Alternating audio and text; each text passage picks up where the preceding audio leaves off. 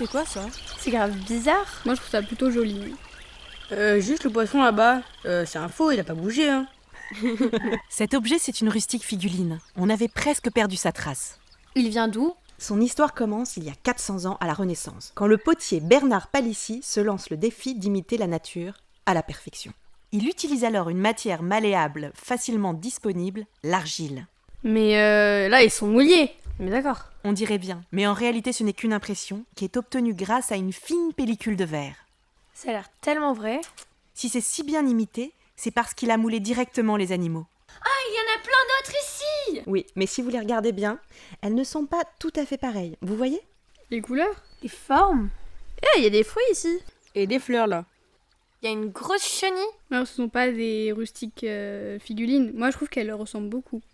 Elles font partie de la même famille de décors, mais elles n'ont pas été réalisées à la même époque ni par les mêmes potiers. Vers 1980, des archéologues découvrent un atelier de Bernard Palissy à Paris, dans la cour du Carrousel du Louvre.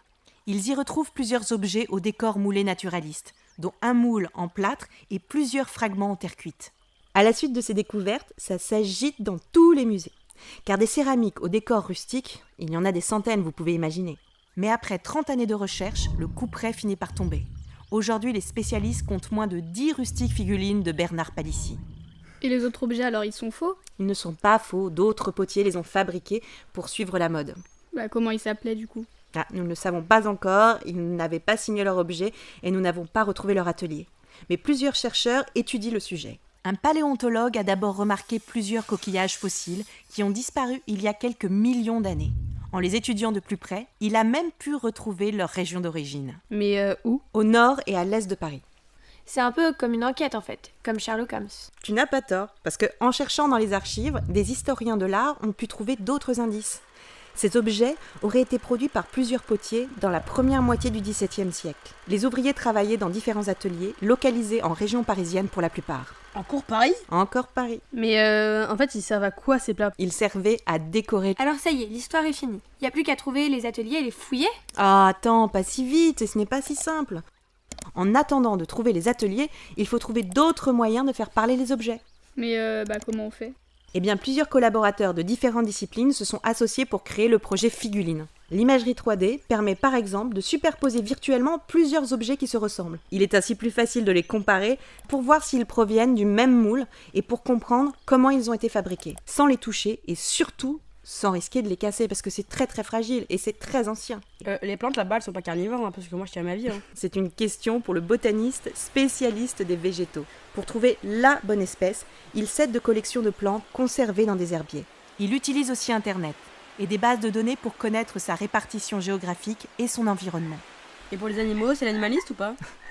Presque. C'est le zoologue. Tu vois ce petit grondin moulé par Bernard Palissy? Il indique que nous sommes proches de l'océan Atlantique. Mais c'est pas logique, il n'y a pas l'Atlantique à Paris. Ah, tu as parfaitement raison. Mais c'est parce que Palissy n'a pas produit ses rustiques figurines à Paris. Il les a fabriquées avant, à Saintes, en Charente-Maritime, pas loin de l'océan Atlantique. C'est fou, non?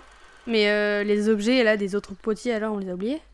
Alors, pas de poissons marins ici, mais plusieurs espèces d'eau douce qu'on trouve dans les cours d'eau du bassin parisien. Ces spécialistes, ils ont une mémoire d'éléphant, non? C'est vrai, mais ils s'aident aussi d'outils informatiques, de repères, de tableaux et de statistiques pour enregistrer et comparer toutes ces informations. Il faut de l'ordre et de la méthode pour s'y retrouver. Mais vous imaginez quand il n'y avait ni l'informatique, ni les bases de données?